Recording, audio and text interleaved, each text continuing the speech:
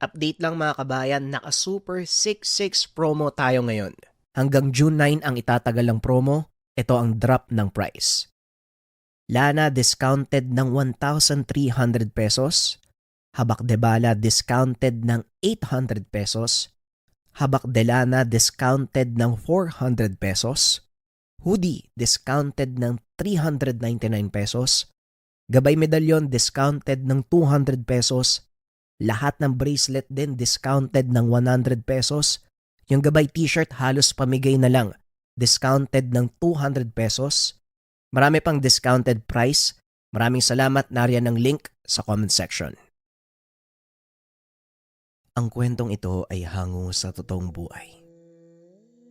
Mula ito sa isa nating kabayan na itago na lang natin sa pangalang Marcos. Walang eksaktong taon. Siyudad ng Maynila. Nang mga panahong ito, nasa edad 25 itong si Marcos. Isang kilalang eksorsista ang binata. Nagsimula sa kanyang larangan sa edad na 18. Ngunit bata pa lamang, may mga nakikita na itong mga elemento na tanging ang mga tao lang na may bukas ang ikatlong mata ang may kakayahang makakita. Isinilang si Marcos na may espesyal na katangian. May kakayahan itong makipag-ugnayan sa mga nilalang sa kabilang dimensyon.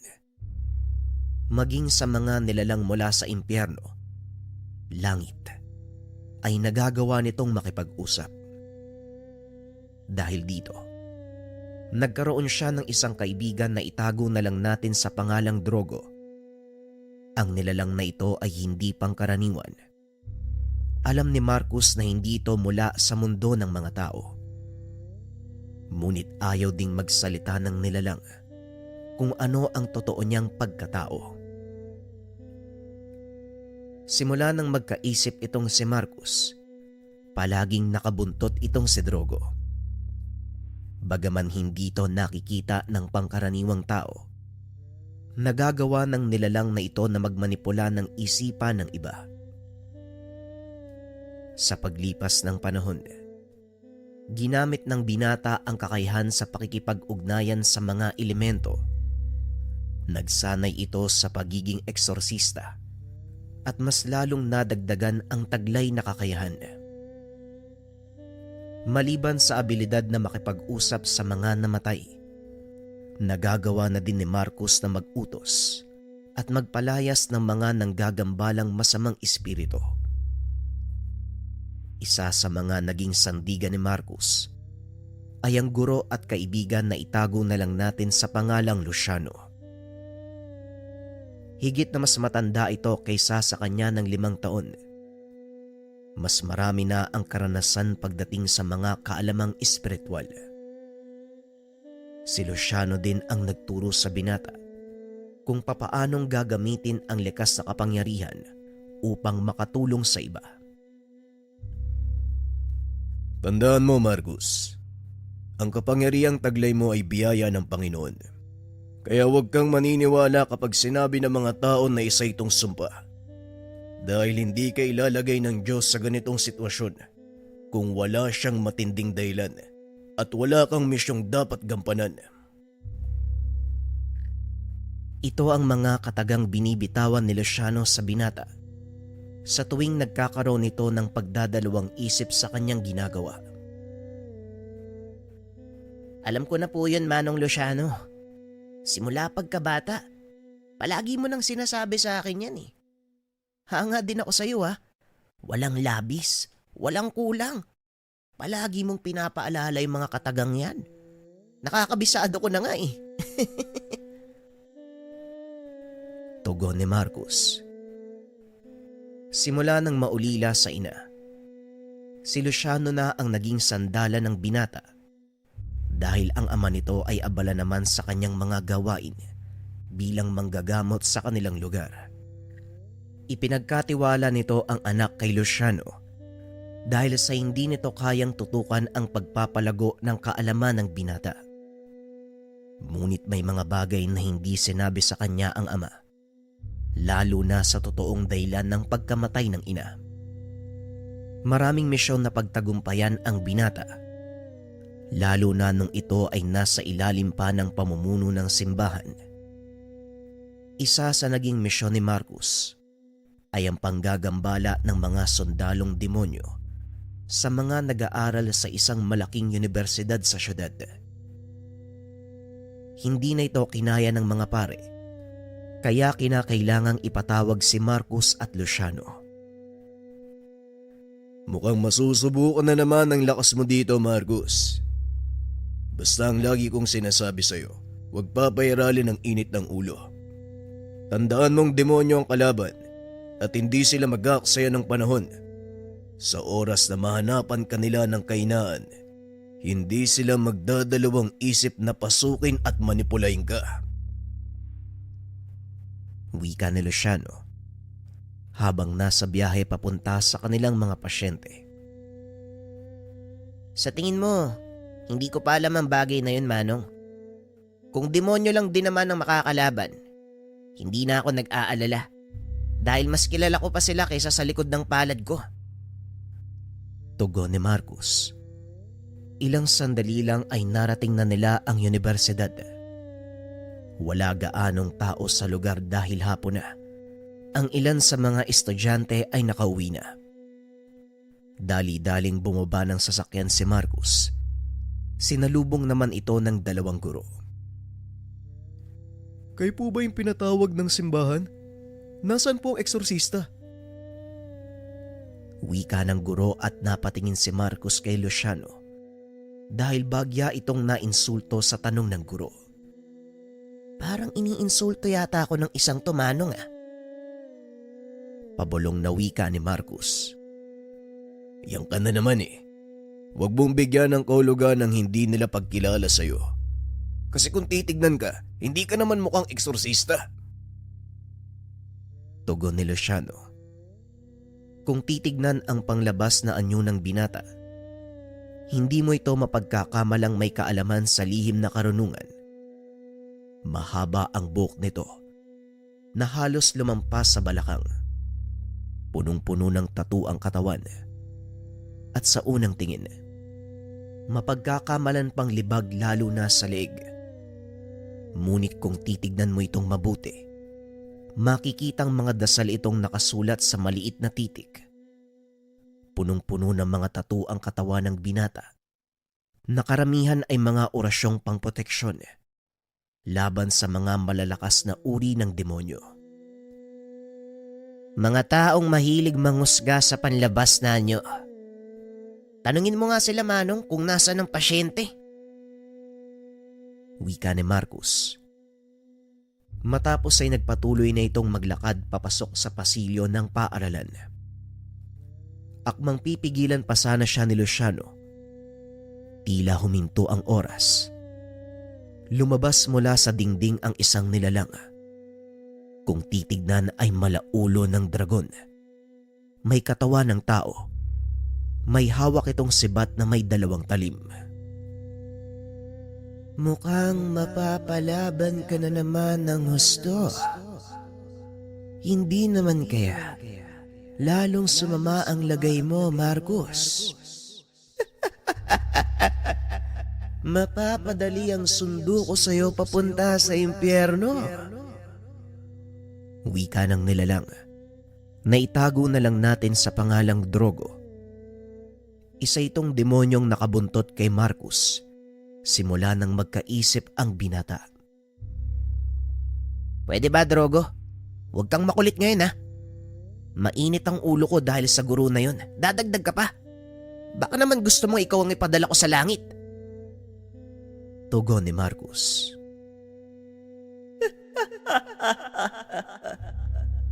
Kahit kailan talaga, hindi ka na mabiro. Bueno, naparito ako para bigyan ka ng babala.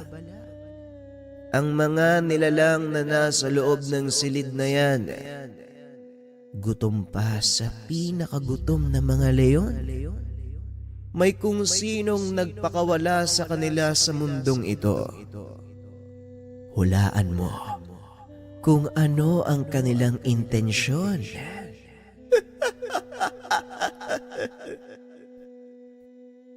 Wika ni Drogo. Tinignan nito ng masama ni Marcus. Nagkiskis ng palito ng posporo sa sungay nito na parang isinindi sa sigarilyo. Alam ko na kung sino ang pakay nila dito. Matagal na. Hindi sila titigil hanggat hindi nila ako nakukuha ng sapilitan. Parang ikaw lang din. Tugon ni Marcus. Ibahin mo ko sa kanila. Dahil ako, kaya kong mag-antay hanggang mamatay ka. At doon kita kakalad ka rin papuntang impyerno. Pero sa ngayon, harapin mo muna ang mga sundalong yan bago pa nila lamunin ng husto ang kaluluwa ng mga estudyante. Wika ni Drogo. Aminin man o hindi ni Marcus, malaki ang naitutulong ng demonyong kaibigan nito sa mga misyon na dinadaluhan. Matapos mag-usap ng dalawa, kaagad nagbalik sa normal ang lahat. Pumasok si Marcus sa silid. Napatingin sa kanya ang mga sinasapiang estudyante. Mga walang iyang to. Bakit pati mga walang malay na estudyante dinadamay nyo? Wika ni Marcus. Umangil ang mga ito. Isa-isang sumugod papunta sa kanyang kinakatayuan. Napailing na lang si Marcus dahil ilang beses niya nang nakasagupa ang ganitong mga uri ng demonyo. Hindi na bago sa binata ang mga sundalong demonyo. Ito ang kadalasang nakakalaban ni Marcus. Maniwala kayo o hindi, siya din ang dahilan kung bakit nandito ang mga sundalong demonyo. Habang papasugod ang mga sinasaniban, dahan-dahan namang binuksan ni Marcus ang manggas ng kanyang damit. Mapapansin naman sa kanang palad ni Marcus, merong nakaukit na pentagramo. Ibinuka ni Marcus ang palad. Nanlaki ang mga mata ng mga sinasaniban dahil sa takot. Binuksan ni Marcus ang lagusan, pabalik sa impyernong pinanggalingan ng mga ito. Isa-isang nagsipagpasukan ang mga nilalang, hanggang sa iilan na lang ang naiwan. Hinawakan ni Marcus ang isa sa leeg at sinandal sa pader. Hindi ba sinabi ko sa inyo na huwag na kayong babalik sa lugar na to? Bakit ang hirap niyong kausapin? Wika ni Marcus. Hindi kami titigil hanggat hindi ka nagiging samin. Ito ang kautosan ng iyong totoong ama. Tugon ng hawak-hawak na sundalo. Matapos itong sumagot, inihagis ng binata ang nilalang papasok sa lagusan at kagad itong isinara. Hindi naman nakapagsalita ang guro, lalo pat nakita nitong maayos na ang kalagayan ng pasyente. Tara na Manong, tapos na ako dito. Wika ni Marcus. Napanganga ang dalawang guro dahil sa bilis ng pangyayari. Tinanong pa ng mga ito kung sino ang lalaking iyon. Paano niyang napalayas yung mga masasamang elemento ng ganong kabilis? Tanong ng guro. Simple lang po. Dahil ang taong nakatayo sa harapan niyo, walang iba kung hindi si Marcus, ang anak ni Rodrigo. Tugon ni Luciano. Hindi na nakapagsalita ang guro. Nagpasalamat na lang ang mga ito at kagad na ding tumuloy sina Marcus. Habang nasa daan pa uwi, hindi pa rin maiwasan ni Marcus na isipin ang sinabi ng sundalong demonyo. Manong, ano po bang dahilan bakit ako'y nahabol ng mga sundalo? Tanong ni Marcus. Ilang beses ko na rin yung pinaliwanag sa'yo. Ang kaluluwa mo ay espesyal. Sa pamamagitan nito, maaari silang magkaroon ng hindi napapatid na tulay papasok at palabas ng impyerno. Wika ni Luciano. Ano namang espesyal sa kaluluwa ko? Kung talagang ganun yung tingin nila sa akin, bakit hindi sila magpadala ng mas malakas na kalaban? Tugon ni Marcus. Yan din ang hindi ko maunawaan, Marcus. Pero wag mo munang isipin yan sa ngayon. Ang mahalaga, nagagawa mo silang pigilan at nakakapagligtas ka pa din ng mga buhay. Ito naman ang totoong dahilan kung bakit ka nandito sa mundo, hindi ba? Tugon ni Luciano. Ito ang laging kasagutan ni Luciano sa mga tanong ng binata. Ngunit lingid sa kaalaman ni Marcus na may mas matinding dahilan kung bakit siya hinahabol ng mga demonyo. Pagdating sa kanilang tahanan, nagpahinga ang binata habang si Luciano naman ay naghahanda ng kanilang makakain. Hindi na malaya ni Marcus na nakaidlip na siya. Gaya ng dati, dinalaw na naman ito ng hindi magandang pangitain sa kanyang panaginip. Ito ay tungkol sa isang babae na may suot na medalyon. Sa panaginip ni Marcus, palagi itong humingi ng tulong sa kanya at sinasabing kunin ang medalyon. Simula pagkabata ay palagi niya na itong napapaginipan. Ngunit walang pinagsabihan ng binata lalo na kay Luciano. Kaso nga lang habang tumatagal, lalong nagiging malinaw ang panaginip ni Marcus. Nang mga sandaling iyon, nakikita nito ang sariling nakatayo sa hindi pamilyar na lugar.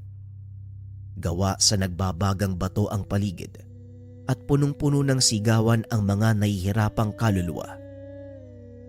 Unti-unting napagtatanto ng binata na ang lugar na yon ay impyerno. Habang nasa lugar, nakikita ng binata ang napakalaking kulungan na ang rehas ay gawa sa makamandag na ahas. Sa loob nito, isang babae ang nakaupo habang paulit-ulit na humingi ng saklolo sa kanya. Suot ng babae ang isang gintong medalyon na inaabot nito ang kamay sa binata at paulit-ulit na sinasabi ang mga kataga. Kunin mo. Kunin mo ang medalyon, Marcus. Hindi dapat mapasa kamay ng demonyo ang gamit na to. Sa tuwing aabuti ng binata ang kamay ng babae, kagad itong hinihila pabalik sa realidad. Napapasigaw na lang ito na lagi namang nagpapagulat kay Luciano. Ano bang nangyayari sa iyong bata ka? Bakit bigla ka na lang sumisigaw? Bueno, yaman din lang, gising ka na, tumuyo ka na dyan nang makakain na tayo. Wika ni Luciano. Alam nito na darating ang panahon na hindi niya na matatakasan at mapapagtakpan ang mga sekretong iyon. Kaya naisip niyang sabihin na ang katotohanan tungkol sa ina ni Marcus. Matapos kumain, pinapunta ni Luciano ang binata sa loob ng aklatan ng kanyang ama. Doon ipinakita ang isang kahon na puno ng litrato ng mga taong hindi kilala ng binata, maliban na lang sa larawan ng isang lalaki. Ang lalaking to, tatay mo si Rodrigo. At itong babae naman, si Marieta. Siya ang iyong ina. Wika ni Luciano. Nanlaki ang mga mata ni Marcus nang pagmasdang mabuti ang babae sa larawan.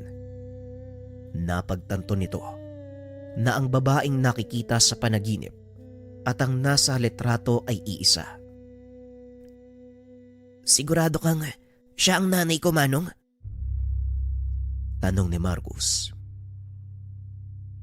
100%, Marcus. Si Marieta ay kagaya mo. May pambihirang kakayahang makipag-ugnayan sa dalawang mundo. Malakas na manggagamot ang iyong ina. Ngunit dahil sa taglay nitong kakaibang kakayahan, maraming demonyo ang nagabol sa kanya. Tugon ni Luciano. Kung ganun, may gusto kong sabihin sa inyo. Ilang beses ko nang nakita yung babaeng yan sa panaginip ko, Manong. Lagi siyang nagbibigay ng payo sa akin. Ang sabi niya kunin ko daw yung medalyon bago pa mahawakan ng mga kalaban. Wika ni Marcus. Nanlaki ang mga mata ni Luciano sa narinig. Hindi nito akalain na nakikipag-usap sa pamamagitan ng panaginip itong si Marieta. Maliban sa mga katagang yan, ano pang sinabi sa'yo ni Marieta? Tanong ni Luciano. Wala naman na, Manong eh. Paulit-ulit lang yung panaginip ko. Pero hindi ko maunawaan kung bakit kailangan kong kunin sa kanya yung hawak niyang medalyon. Tugon ni Marcus. Nang mamatay ang iyong ina, may ilang gamit itong dinala sa hukay sa kadahilanang hindi ito maaaring mapa sa kamay ng iba.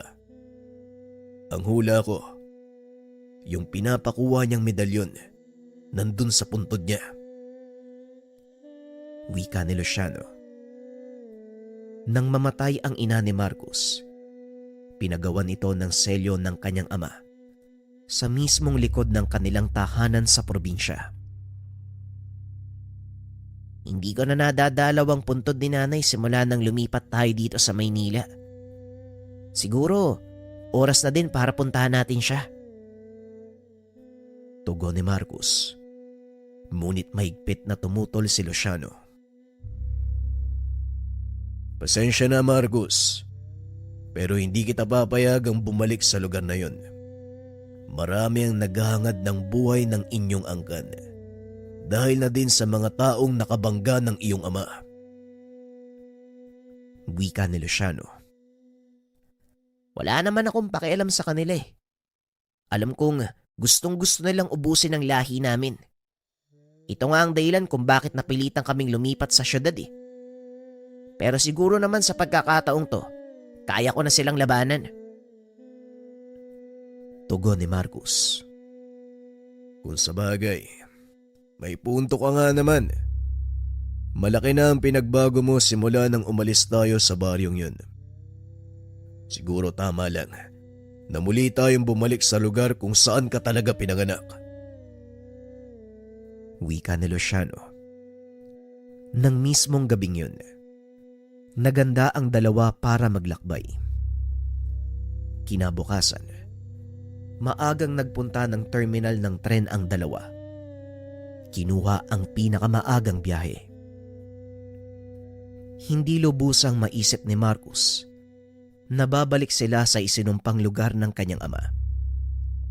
Tandang-tanda nito ang pangyayari nung mga panahong pinalaya sila ng mga tao sa lugar.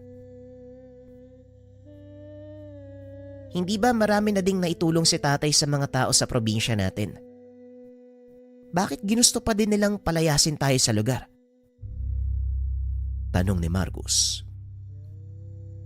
Dahil sa inggit, Marcus. Maraming naimpluwensya ng iyong ama dahil na din sa kakaiba nitong kakayahan.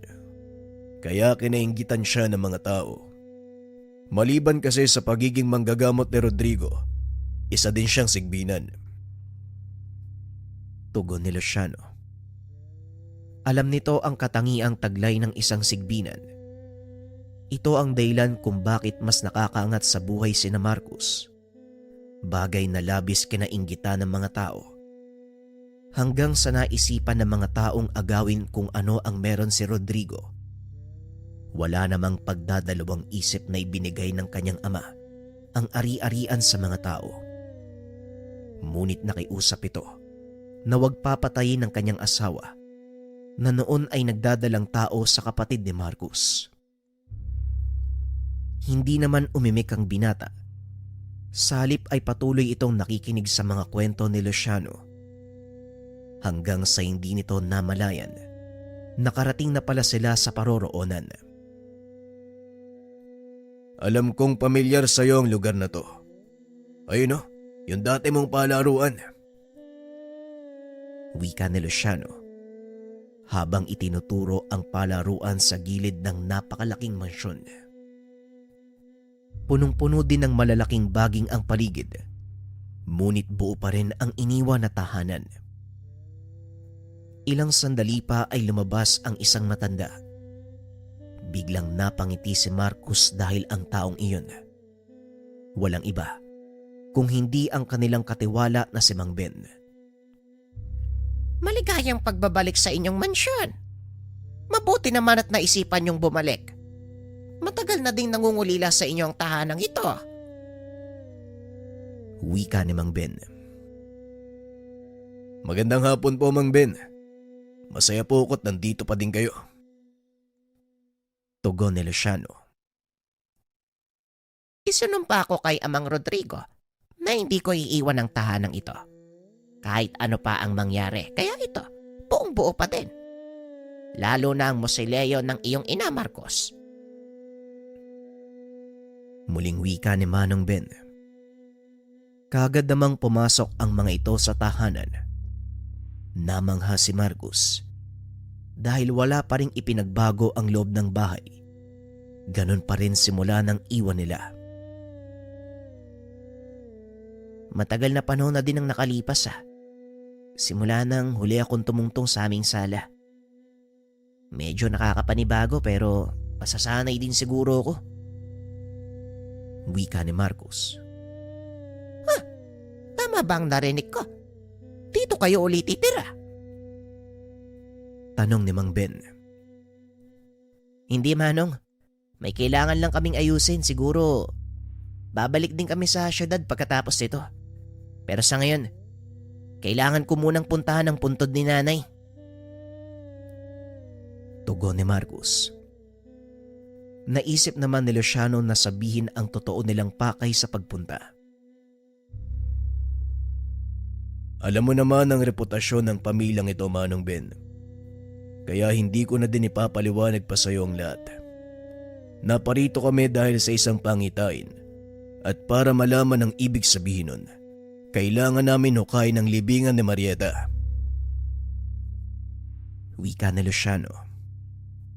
Nanlaki ang mga mata ni Mang Ben nang marinig ang sinabi nito. Hukay niyong punto din, Senyora Marieta. Alam ba ito ng iyong ama, Marcos? Tanong ni Mang Ben. Walang alam ang aking ama sa gagawin namin, Manong. At kahit naman malaman niya, wala din siyang magagawa. Dahil alam kong kahit siya, binabagabag din ang kanyang konsensya. Wika ni Marcus. Tumangulang si Mang Ben bilang tugon. Matapos ay inaya ang mga itong kumain. Ang mabuti pa kumain na muna kayo. Saka natin pag-usapan ang bagay na yan pagkatapos ng merienda. Wika ni Mang Ben. Matapos kumain ay kagad na ding tumungo ang tatlo sa puntod ng ina ni Marcus. Napapaligiran ito ng makapal na baging. Ngunit ang pinakaloob nito ay nananatiling malinis. Akmang bubuksan na sana ni Marcus ang mausoleo nang bigla siyang nakaramdam ng napakalakas na enerhiya na bumabalot sa paligid. Nilagyan pala ni tatay ng proteksyon ng lugar na ito. Hindi ko magawang hawakan kahit yung pinto lang. Wika ni Marcus. Alam kong alam mo ang susi para makalas ang proteksyon na yan, Marcus, kaya gawin mo na. Tugon ni Luciano. Itinuro na ito sa kanya ng ama. Noon pa man, kung sakaling kailangan nilang buksan ang mausoleo at dumating na nga ang pagkakataon. Inusal ng binata ang sinasabing orasyon para ibaba ang depensang inilagay ng kanyang ama. Ilang segundo lang ang nakalipas. Bumaba na ang depensa sa lugar. Pumasok si Marcus. Pumunta sa mismong puntod ng ina. Akmang sisimulan na nito ang paghuhukay nang bigla itong pigilan ni Mang Ben. Ay, sandali lang, iho.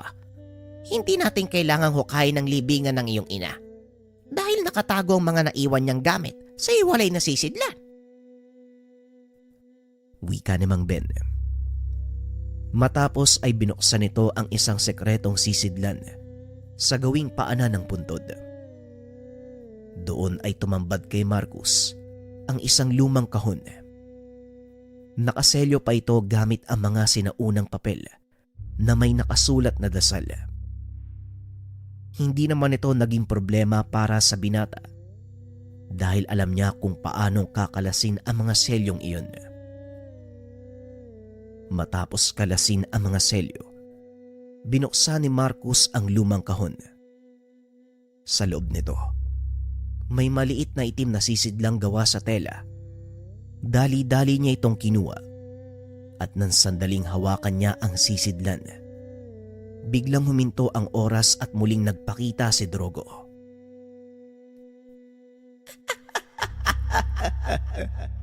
Sa wakas, hawak mo na ang medalyon ng iyong ama. Ngayon mas may dahilan na ako para manatili sa tabi mo.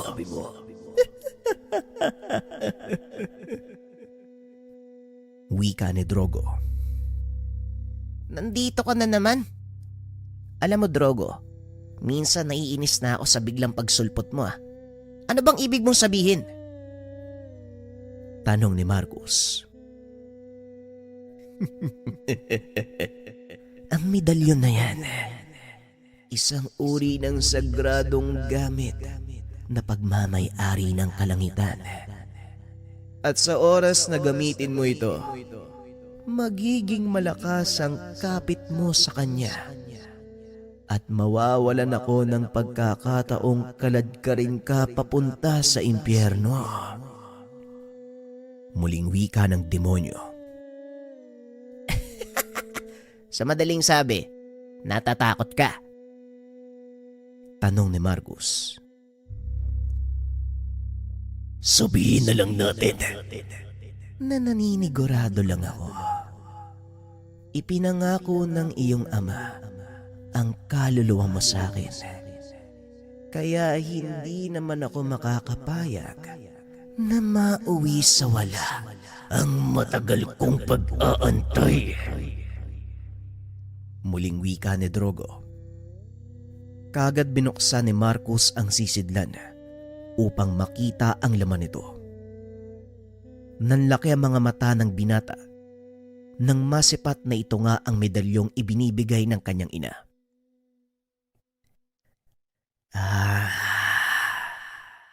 Ang medalyon ng 7 arkanghel. Kamangha-mangha ang kapangyarihang taglay ng isang yan. Ngunit ang tanong, Kaya ka bang protektahan ng medalyon na yan pagdating ng oras? Wika ni Drogo. Matapos ay bigla na lang itong naglaho. Kagad namang bumalik sa dati ang lahat. Nagulat sila Luciano at Mang Ben dahil hawak-hawak na ni Marcus ang medalyon. Mabaging langit. Ito nga ang medalyong pagmamay-ari ng iyong ina. Ang buong akala ko, itinapon na ito ni Rodrigo. Wika ni Luciano. Hindi niya ito maaaring itapon dahil malaki ang papel na gagampanan nito sa magiging misyon ni Marcos. Naitabi ko ang mga libretang naglalaman ng dasal ng medalyon na yan. At kung gusto ba, ibibigay ko sa'yo, iha. Tugon ni Mang Ben. Mukhang kakailanganin ko nga po ang mga dasal para lubusang maunawaan ang taglay na kapangyarihan ng medalyong to. Wika ni Marcus. Matapos kunin ang pakay, nilinis ng 3 ang puntod ni Marieta. Kagad na ding umalis sa lugar. Nagbalik ang mga ito sa mansyon at doon ibinigay ni Mang Ben ang mga libretang naglalaman ng mga dasal. 7 itim na libreta ang inabot sa kanya ng matanda. Bawat isa sa mga ito naglalaman ng dasal at mga katangian ng orasyon. Kalakip ng mga ito ay dasal na pangproteksyon, pagpapalayas ng masasamang elemento panglaban sa Tigalpo, pagpapagaling sa may sakit, at marami pang iba. Ngunit sa lahat ng mga nabanggit ang pinaka nagustuhan ni Marcus, ang kaalaman kung paanong tatawagin ang gabay ng medalyon. Aba, mukhang magandang isang yan. Ngunit nangangailangan ng espesyal na pagsasanay para mabuksan mo ang 5 susi at matawag ang gabay ng medalyon. Ano sa palagay mo? Kakayanin mo ba, Marcus? Tanong ni Luciano. Kayo na din po nagsabi. Lahat ay may tamang pagkakataon. Kung nangangailangan ng mahabang panahon para sa pagsasanay, walang problema sa akin. Tugon ni Marcus habang iniisa-isa ang mga libreta. Tama nga naman ang binata. Nakaabot na siya sa antas na ito. Kaya alam kong wala nang dahilan para hindi maintindihan ni Marco sa mga nakapaloob sa libreta. Wika ni Manong Ben. Ginugol ni Marcus ang buong araw sa pag-aaral ng mga nakasulat. Nasorpresa naman ang mga kasama. Kinabukasan, sinubukang pagganahin ng binata ang mga dasal. Nakaupo lang sina Mang Ben at Luciano sa pasilyo habang pinagmamasdan ang binata. Parang naglalaro lang ito sa bakuran. Nagbalik naman kay Mang Ben ang alaala nung kabataan pa ni Marcus kasama ang kanyang ina. Matapos ang pagsasanay ng binata, nagpa siya itong mag-ikot sa kanilang bayan. Binalaan ni Mang Ben ang binata, ngunit hindi ito nakinig. Hayaan mo siya, Mang Ben. Isa pa, nandito naman ako. Hindi ko papabayaan ang batang yan. Wika ni Luciano. Nag-aalala ko dahil hindi ko alam kung tatanggapin siya ng mga tao o pagtatabuyan gaya ng ginawa nila kay Rodrigo. Wika ni Mang Ben. Ako nang bahala, Mang Ben. Kilala niyo naman ako eh. Kailan ko ba pinabayaan si Marcus? Matapos makipag-usap, kagad nang umalis ang dalawa. Habang naglalakad sa lansangan, napansin ni Marcus na tila walang pakialam ang mga tao sa kanila. Ayos himala. Walang pake yung mga tao sa atin, Manong. Tanong ni Marcus. Matagal na panahon tayong nawala sa lugar na ito, Marcus. Kaya asahan mo, limot na ang itsura natin. Tugon ni Luciano. Nagpatuloy sa pamamasyal ang mga ito.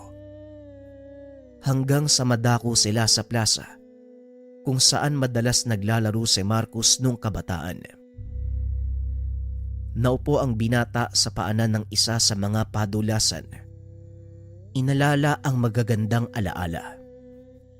Napansin naman ni Luciano na nakatulala ang binata, kaya nilapitan niya ito. Ang layo ng tingin mo. Bakit? Anong nangyari? Tanong ni Luciano. Kagad nagbalik sa wisyo ang binata. Wala naman. Marami lang po ako naalala. Tara, Manong. Maghanap tayo ng maiinuman. Tugon ni Marcus. Naglakad na ang dalawa hanggang sa marating nila ang isang maliit na tindahan. Ito yung pwesto kung saan palaging dinadala ni Mang Rodrigo ang binata. Naalala mo ba ang lugar na ito, Marcus? Ito yung lugar na palaging pinupuntahan ng tatay mo.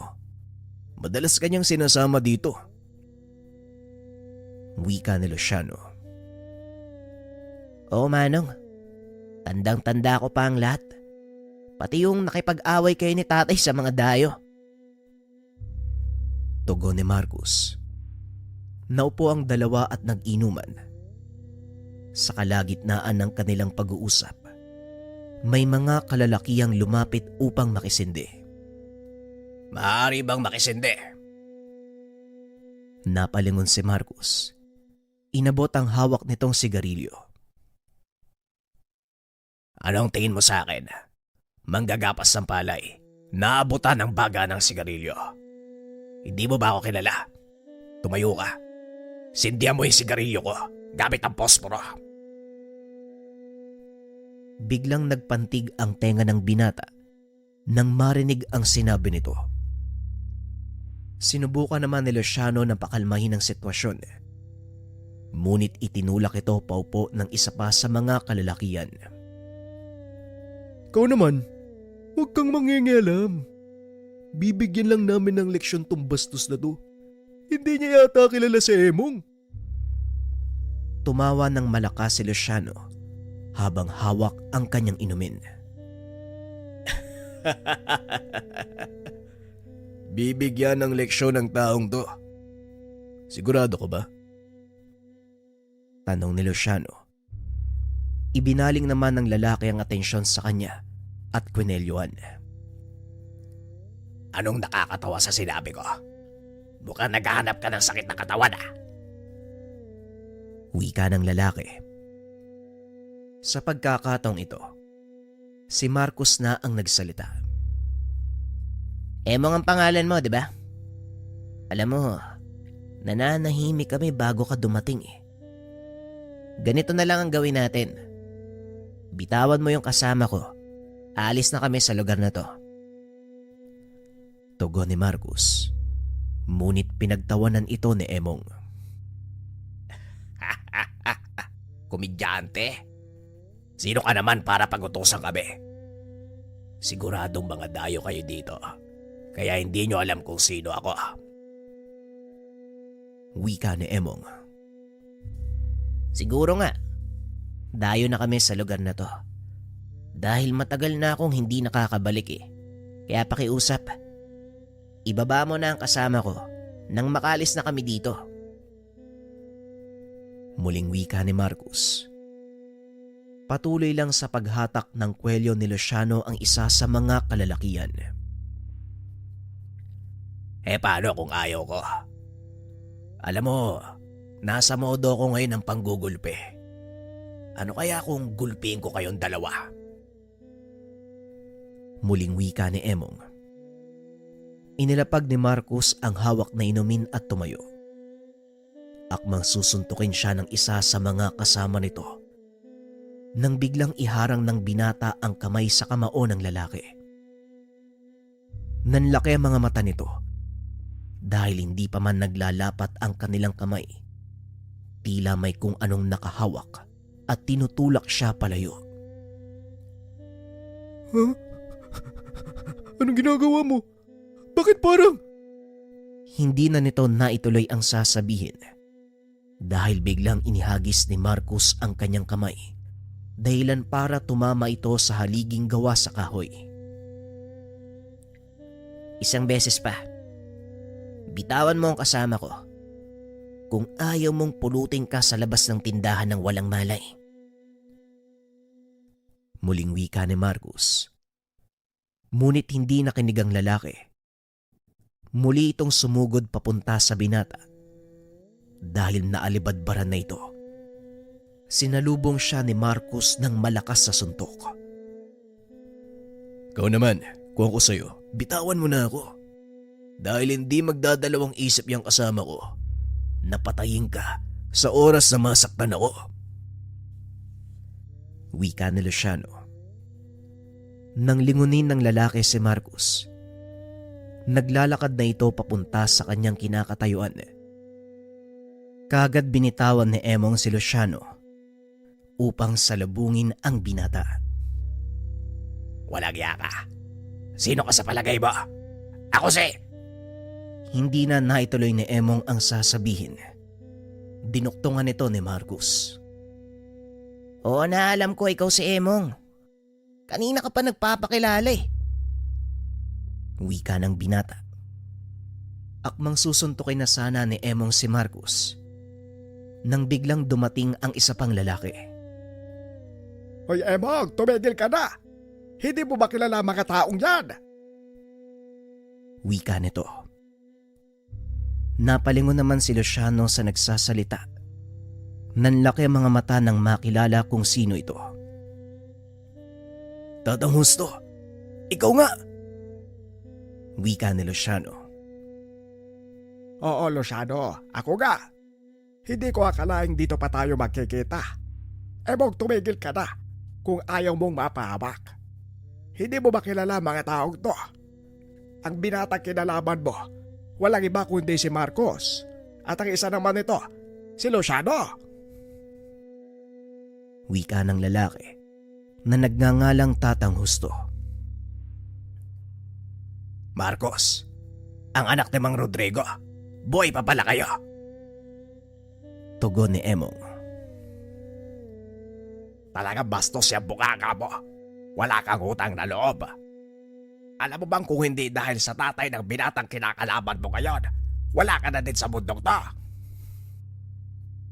Wika ni Tatang Husto.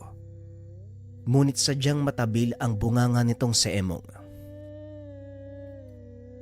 Mayanggana ng pagtanaw ng utang na loob, Tatang Husto. Nang mga panahong itinakwil tayo ni Mang Rodrigo, natapos na ang pagtanaw ko ng utang na loob sa kanya. Tugon ni Emong sabay alis. Ngunit bago pa man ito makalabas ng tindahan, nagbigay ito ng babala kay Marcos. Hindi pa tayo tapos. Humanda ka dahil sa susunod nating pagkikita. Hindi ka na swerte. Wika nito. Tinawanan lang ito ni Marcos. Baka nga ikaw pa yung minalas kanina kung di dumating tong si Tatang Husto eh. Sige na, umalis ka na. At huwag kang mag-alala. Pag nagkita ulit tayo, may pasalubong ka sa akin. Wika ni Marcos.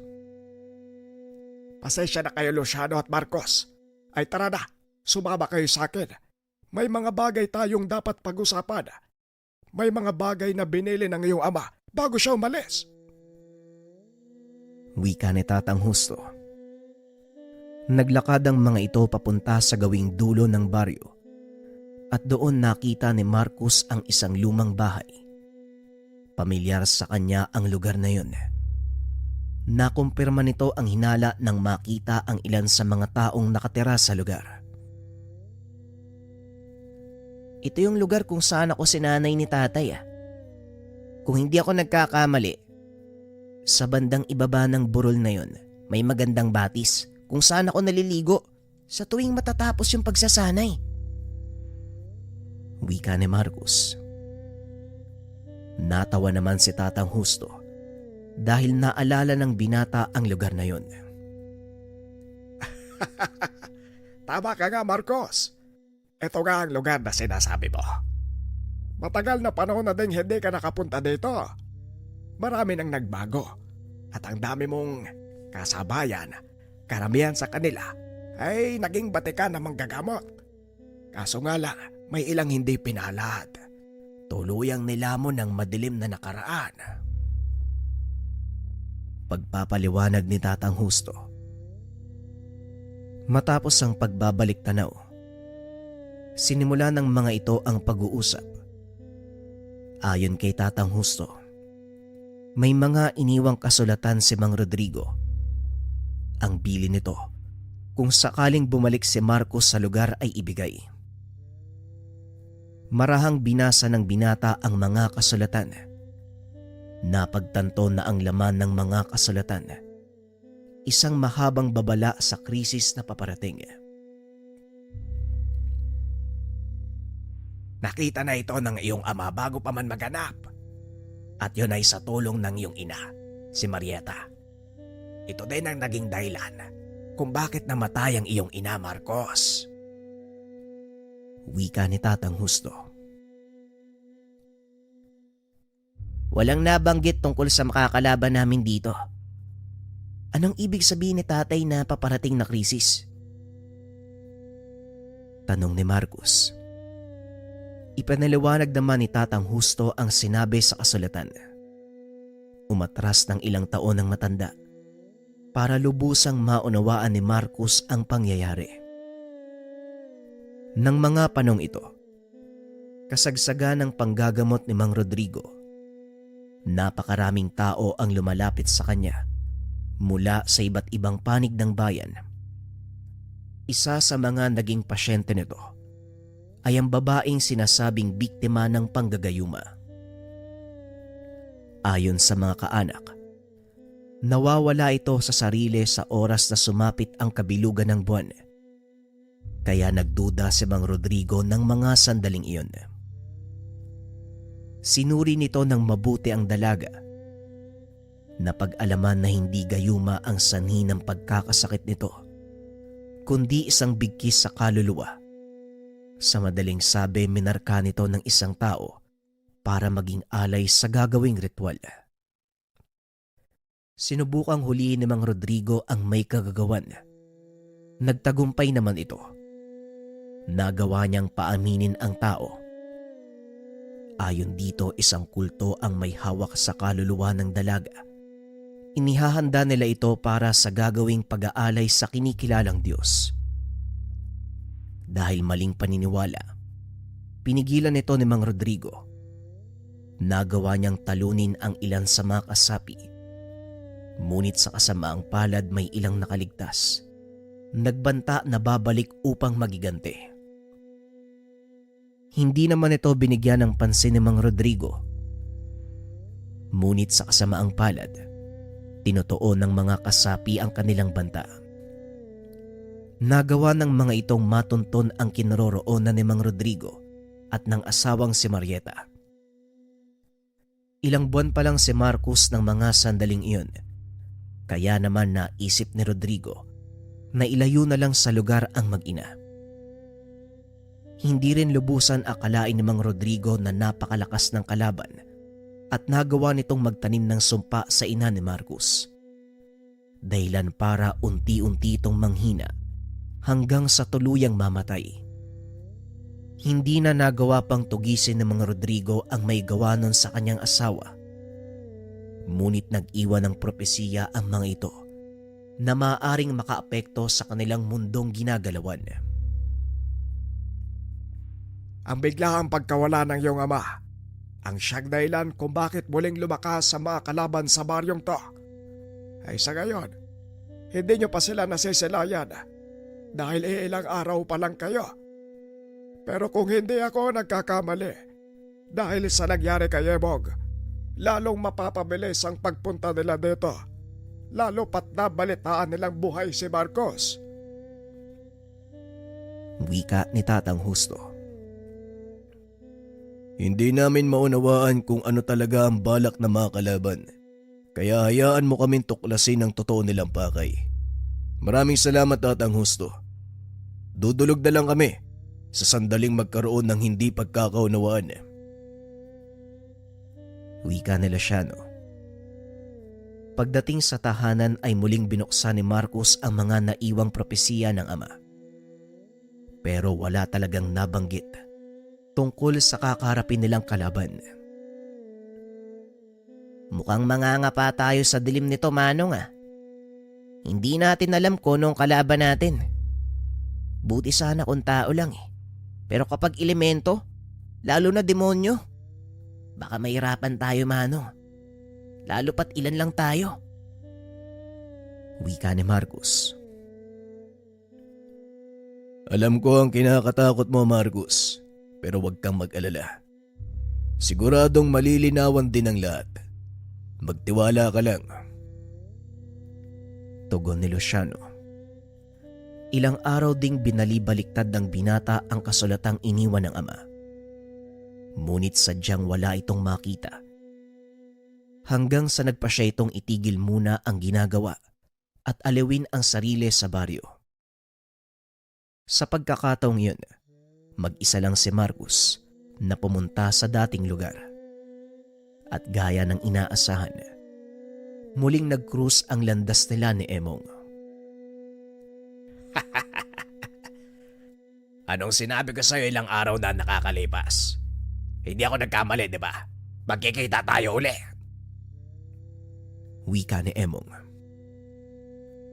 Oo, sinadya ko magpakita sa'yo. Dahil may mga katanungan ako na tanging ikaw lang ang maaaring makasagot. Tugon ni Marcos. Katanungan. Sa tingin mo, sino ka para sagutin ko ang lahat ng mga tanong mo? Tugon ni Emong. Walang pagdadalawang isip itong sinuntok ni Marcus, dahilan para tumilapon ito palabas ng tindahan. Ngayon, kung hindi pa sapat ang suntok na yan bilang kasagutan sa tanong mo, sige, tumayo ka. Nang malaman natin ang karakas mo, pinagbigyan lang kita ng una eh. Dahil na din sa respeto ko kay Tatang Husto. Wika ni Marcus. Marahang tumayo si Emong. Akmang susugod na sana. Nang biglang huminto ang oras, nagpakita si Drogo.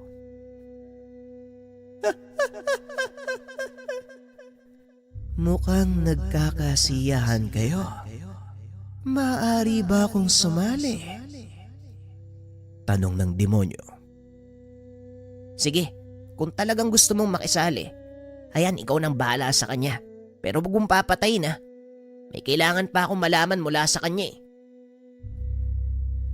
Tugon ni Marcus. Kaagad namang nilapitan ni Drogo si Emong at hinawakan sa ulo. Huwag kang mag-alala. Wala na siyang kakayahang makipaglaban. Ang taong hinahanap mo, nasa gawing yon ng kabayanan. Wika ni Drogo. Kaagad itong naglaho.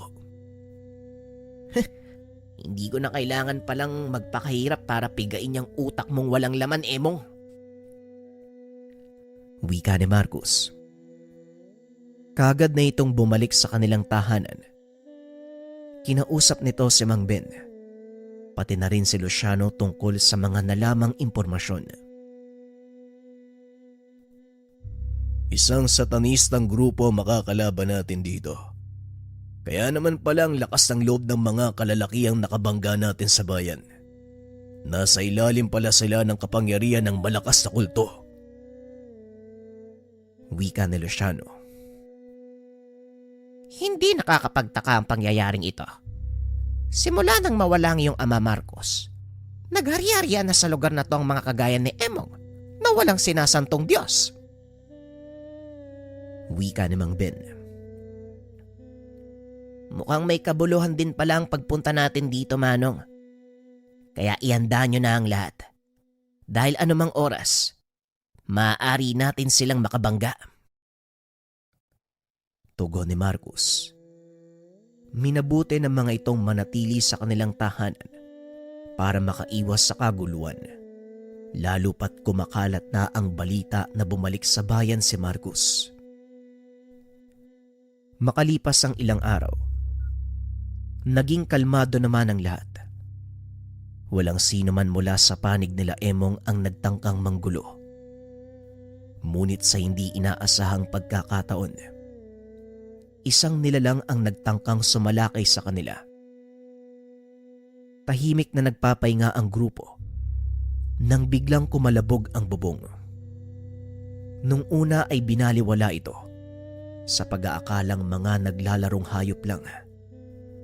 Ngunit kalaunan, lalong lumakas ang pagkalabog na may kasamang kalmot at mahinang angil na tila nagmumula sa gutom na hayop. Marahang tumayo ang binata, lumabas ng bakuran para tignan kung ano ito. Nanlaki ang mga mata ni Marcus nang makita ang isang nilalang na may malabay na pakpak. Nakapatong ito sa bubong ng tahanan habang nakatitig ng masama kina Marcus. Marcus, pwede bang ako na ang humarap sa nilalang na yan? Wika ni Luciano. Muli namang pumasok ng tahanan si Mang Ben at Marcus habang pinapanood ang pakikipaglaban ni Luciano sa isang aswang. Ang buong akala ko, demonyo lang yung makakarap natin sa pag-uwi dito. Pero bakit merong aswang? Tanong ni Marcus. Kagaya ng mga kulto, lumaganap din ang mga aswang simula nang mawala si Manong Rodrigo dito sa baryo. Kahit ng mga dating nagtatagong mambabara, hindi na din natatakot lumantad na parang wala silang kinakatakutan. Wika ni Mang Ben. Hindi ko pa nasusubukan makipaglaban sa isang mambabarang. Sana lang magkaroon tayo ng pagkakataon. Wika ni Marcos. Simula nang malipat ito sa syudad, hindi na nagkaroon ng pagkakataong magkaroon ng inkwentro ang binata sa mga mambabarang at mangkukulam. Puro sapi at panlalaro ng engkanto ang kasong hinahawakan niya sa syudad. Mabuti na din at nakauwi kayo dito sa atin para muling matauhan ng mga mambabarang na yan at ang hindi na maputol pa ang inyong saling lahi. Wika ni Mang Ben. Yan din po ang kailingan ko, Manong. Gusto kong makasagupa ang isang malakas na mambabarang para malaman ko kung hanggang saan yung hangganan ng kakayahan ko. Kung nagustuhan nyo yung kwento mga kabayan, comment lang tayo ng #upload nyo na yan. Promise to kapag umabot tayo ng 1,000 likes, tapos 1,000 comments, upload ko kagad yung next episode. Makakatulong kasi yun para mas lalong magkaroon tayo ng engagement sa channel. Muli, 1,000 likes, 1,000 comments, upload ko kagad yung susunod na part. Salamat.